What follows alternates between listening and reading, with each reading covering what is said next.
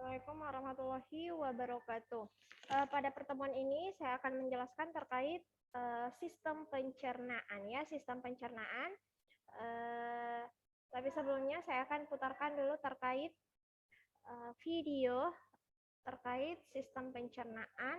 Silahkan disimak videonya ya dengan baik. Esophagus and the stomach. Objectives: to explain the movement of food in the esophagus, to describe the process of digestion in the stomach.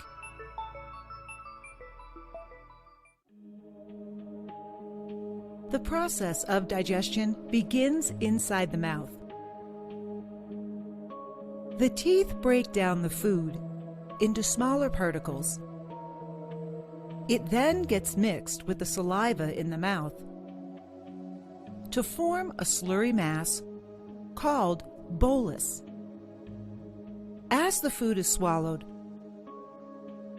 the soft palate blocks the upper throat called the pharynx, which prevents the entry of food into the nasal cavity. When the food passes over the epiglottis, which is a flap-like structure which prevents the entry of food into the trachea, it pushes down the epiglottis.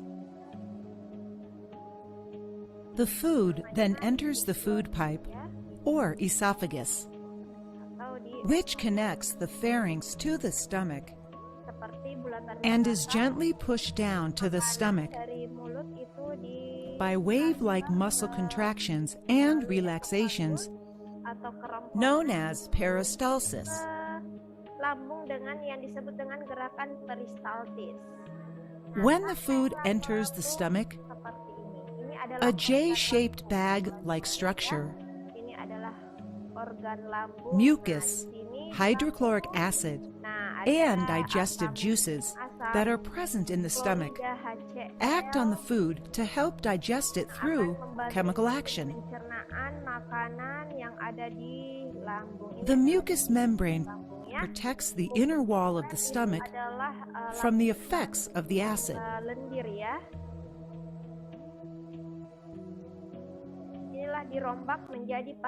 The hydrochloric acid kills the bacteria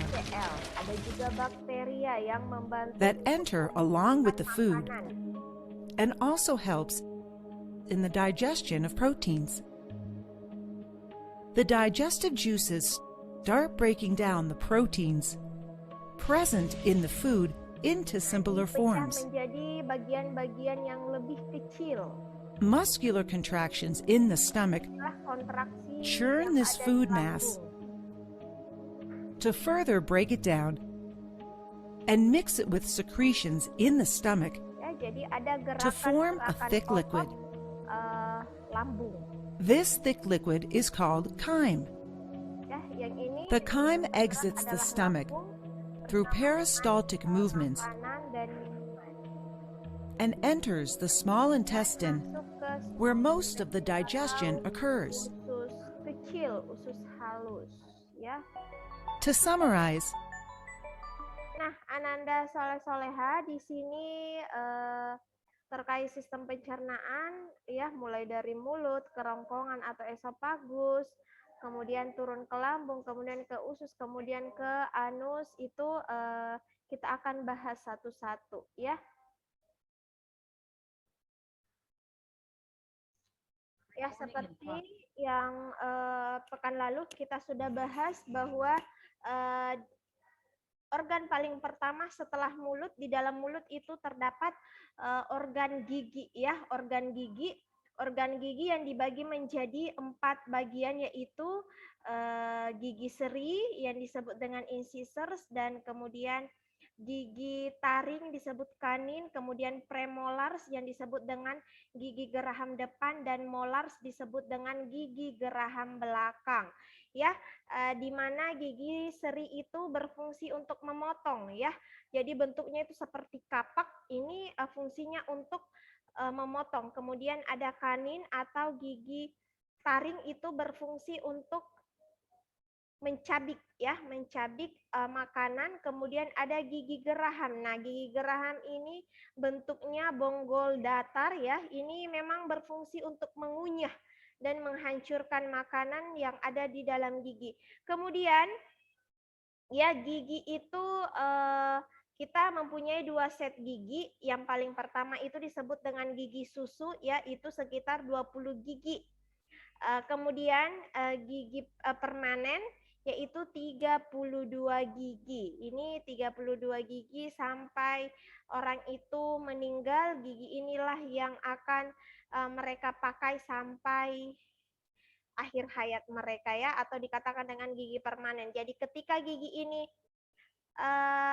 tanggal, ya, atau jatuh, itu tidak akan tumbuh lagi kecuali menggunakan gigi palsu.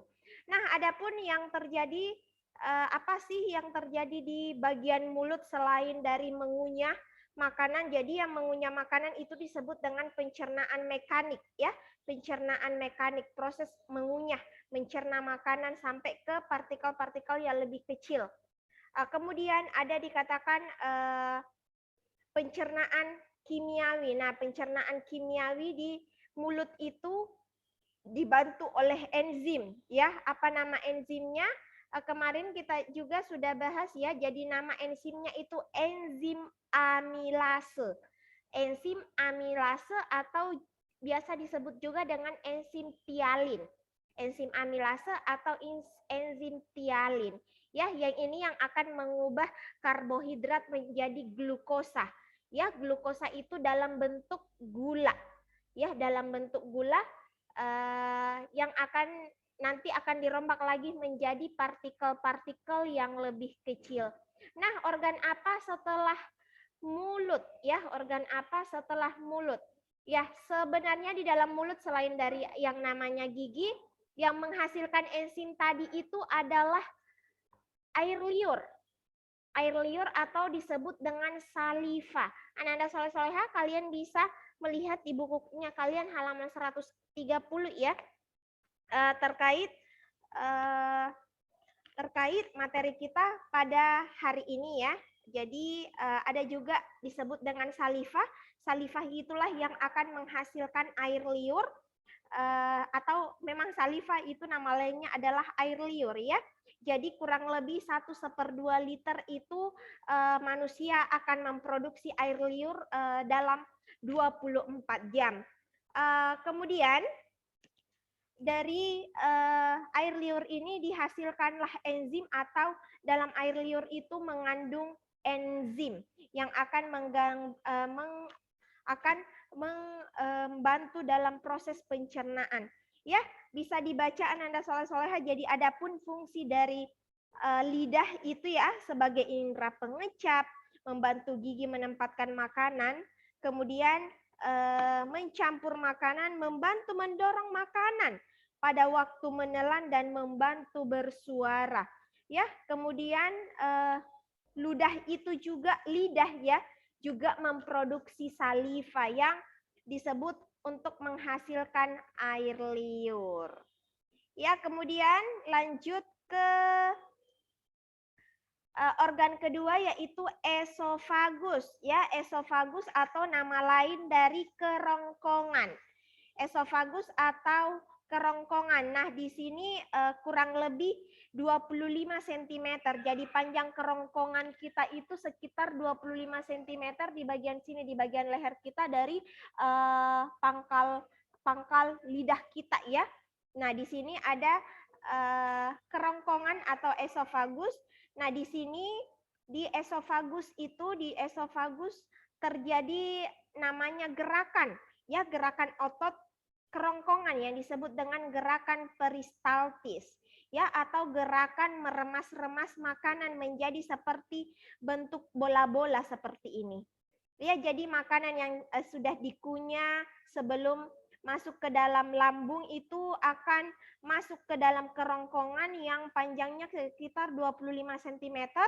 Nah, itu akan diremas-remas, ya, oleh otot kerongkongan yang disebut dengan gerakan peristaltik atau peristalsis. Nah, sebenarnya di bagian ujung, ya, sebenarnya sebelum pemotongan ini di bagian ujung di sini di pangkal kerongkongan itu ada epiglotis ya, ada katup yang membedakan antara ada dua katup ya, seperti ini. Jadi bentuknya itu seperti ini ya, ada dikatakan epiglotis, ada epiglotis di sini, ini katup ya, yang bisa satu untuk makanan ya, makanan, dan yang satu untuk oksigen atau udara untuk pernafasan ya. Jadi ketika makanan masuk ini epiglotis untuk makanan akan terbuka dan katup untuk udara akan tertutup. Nah, tetapi ketika seseorang itu berbicara, ketika berbicara kan udara masuk ya. Ketika suara itu muncul karena adanya udara. Ya, adanya udara. Nah, karena udara ingin melewati ini untuk menghasilkan suara, makanya katup ini akan terbuka. Nah, ketika terbuka dua-duanya, ketika seseorang itu berbicara, kemudian sambil makan, nah bisa saja itulah yang menyebabkan beberapa orang tersedak. Karena seharusnya makanan masuk ke dalam katup untuk jalur makanan, juga masuk ke jalur yang harusnya dilewati oleh udara. Seperti itu kalau kedua-duanya terbuka ya, artinya makan sambil berbicara. Seperti itu. Kemudian kita lanjut ke organ berikutnya. Nah, ini stomach ya. Di stomach atau nama lain dari lambung. Atau nama lain dari lambung. Nah, bentuknya seperti ini. Posisinya itu terletak di sebelah kiri.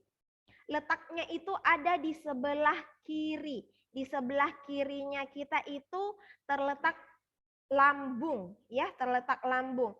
Kemudian di lambung pencernaan itu, ya, beberapa diproduksi asam klorida atau hidroklorik acid atau dinamakan dengan asam klorida, dan beberapa protein pencernaan atau enzim pencerna yang disebut dengan pepsin.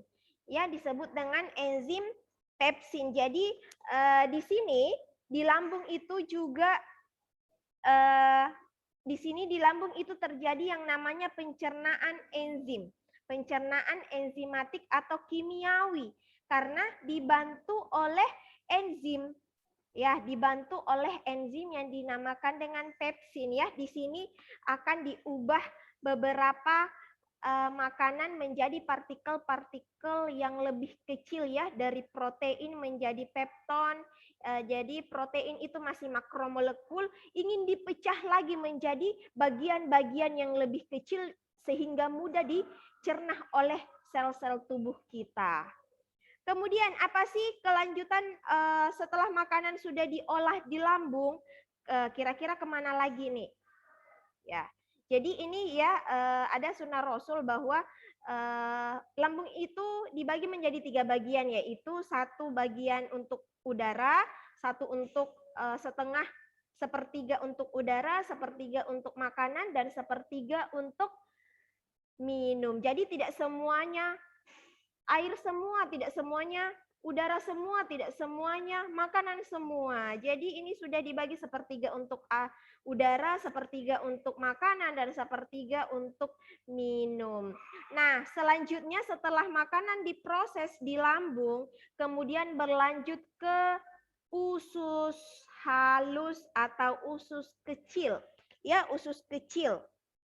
Ya, usus halus. Nah, di usus halus ini atau intestin itu dibagi menjadi beberapa. Jadi usus halus itu ada disebut dengan duodenum, ya, duodenum atau usus 12 jari. Kemudian dibagi menjadi jejunum. Jejunum ini duodenum ya. Ini duodenum itu disebut dengan usus 12 jari, kemudian jejunum disebut dengan usus kosong. Kemudian ada dinamakan dengan ileum atau usus penyerapan. Jadi usus halus itu dibagi menjadi 3 ya. Yang pertama usus duodenum atau 12 jari. Yang kedua jejunum atau disebut dengan usus kosong. Kemudian yang ketiga adalah ileum atau usus penyerapan. Kenapa dibagi menjadi 3?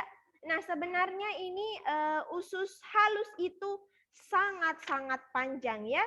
Sangat-sangat panjang dan disinilah pencernaan yang sebenarnya di usus halus, ya, di usus halus.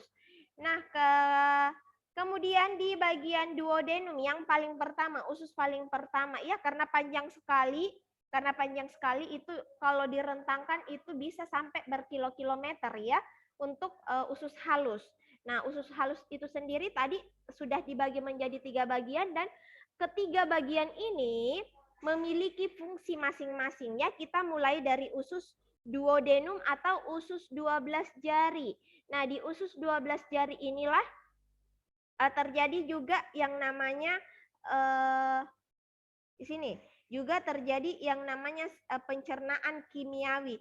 Kemudian di duodenum ini adalah tempat 2 muara saluran. Ya, tempat 2 muara saluran, yaitu saluran apa yang pertama?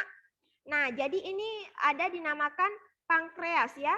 Maaf, ini ada pankreas. Pankreas itu adalah kelenjar pencernaan. Kemudian ada dikatakan ini gallbladder itu adalah empedu, cairan empedu. Nah, cairan empedu inilah juga termasuk dalam kelenjar, atau empedu inilah juga termasuk dalam kelenjar pencernaan, juga membantu dalam proses pencernaan. Mengapa feses, ya, feses itu nama lain dari kotoran. Kenapa urin itu juga nama lain dari air kemih, ya. Kenapa bisa berwarna kuning? Karena ada cairan yang dihasilkan oleh empedu inilah, makanya yang menyebabkan kotoran itu berwarna kuning. Ya, karena memang ada zat dari sini, zat dari kelenjar pencernaannya kita. Nah, jadi itu muara 2 saluran. Jadi ada saluran di sini adalah saluran untuk saluran empedu, kemudian di sini adalah saluran untuk kelenjar pankreas. Jadi kalau ditanyakan apa sih, sebutkan 2 kelenjar pencernaan, yaitu kelenjar empedu dan pankreas. Itu adalah kelenjar pencernaan, bukan organ pencernaan. Kalau organ pencernaan itu seperti mulut, lambung, usus, itulah organ. Ya, kalau ditanyakan kelenjar itu ini. Kalau kelenjar itu sebenarnya kenapa dikatakan kelenjar? Karena memang dia menghasilkan ekstrak, dia punya sekret, ya, dia punya pengeluaran, dia memproduksi sesuatu, makanya dikatakan gland atau kelenjar. Nah, kemudian jadi beberapa juga enzim, ya, dihasilkan di duodenum. Kemudian kita berlanjut ke jejunum, yaitu dikatakan dengan usus kosong, ya. Usus kosong di sini juga mengeluarkan beberapa enzim, ya, enzim diantaranya seperti erepsin, ada juga amilase, ada maltase, ada sukrase, laktase, dan lipase. Ya, bisa dibaca di bukunya terkait fungsi-fungsi dari setiap enzim. Kemudian ada usus ileum atau usus penyerapan. Nah, sebenarnya disinilah terjadi penyerapan, ya, terjadi penyerapan sari-sari makanan. Kalau kemarin dikatakan itu makanan ketika kita makan langsung merasa kenyang, ya, tidak, ya, itu memang hanya perasaan tapi belum dicerna oleh tubuh. Jadi makanan yang kita makan hari ini itu baru bisa tercerna betul oleh tubuh kita selama 24 jam. Selama 24 jam, ya. Jadi membutuhkan proses yang cukup lama untuk sampai sel-sel kita itu mencerna dengan baik makanan yang kita makan. Ya, makanan yang kita makan. Nah, ternyata dari mulut terus turun ke kerongkongan, terus ke lambung, tidak langsung dicerna. Harus melalui tahap-tahap organ-organ sebelumnya. Nah, disinilah di tahap ileum. Ileum itu adalah usus penyerapan. Disinilah diserap nutrisi dan sari-sari makanan yang sudah kita makan. Misalkan makan ayam. Apa sih yang dikandung oleh ayam? Nah, vitamin serta nutrisi yang terkandung dalam ayam itulah, nah disinilah di ileum diserap, ya, kemudian masuk ke pembuluh darah, diedarkan ke kepala, diedarkan ke seluruh tubuh. Kemudian ada usus besar, ya, usus besar, ya. Di sini bentuknya usus besar seperti ini. Ya, ususnya seperti ini. Kalau yang ini itu usus buntu. Itu usus buntu ini di sebelah kanan. Ya, ini usus buntu atau disebut dengan appendix. Ini adalah kolon atau usus besar. Kemudian rektum, kemudian pengeluaran terakhir itu adalah anus. Nah, apa yang terjadi di usus besar ini? Nah, di usus besar inilah ada penyerapan air. Kenapa feses seseorang itu padat?